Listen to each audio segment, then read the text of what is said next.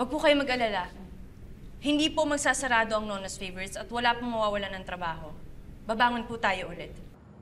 Mukhang magiging magaling po na CEO si Ma'am Ina. Magaling po siya makinig sa saloobin ng mga empleyado, oh. Parang kayo lang po. Madam, baka kailangan ho ni Ma'am Ina ng sekretary. Pwede po sana ako. Hindi ko akalain na makakakita ko ng katulad ni Ina na mapagkakatiwalaan ko sa ganitong kalaking responsibilidad. Sa ganong kalaking pera. Madam, milyonarya na rin po ba si Ina? Kasi CEO na siya eh.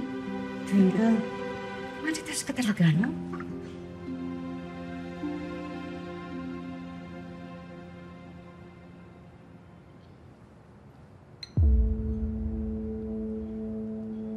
Madam, okay lang po kayo? Ha?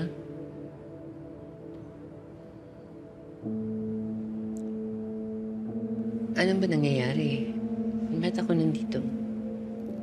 Madam, nanonood po kayo ng meeting ni Ina. Meeting? Anong meeting?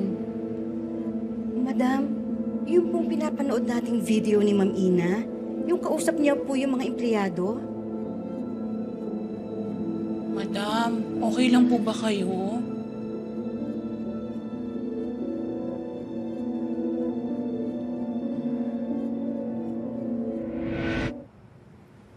Oo naman, okay lang ako.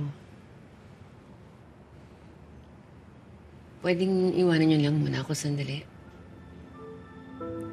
Sige po, Madam.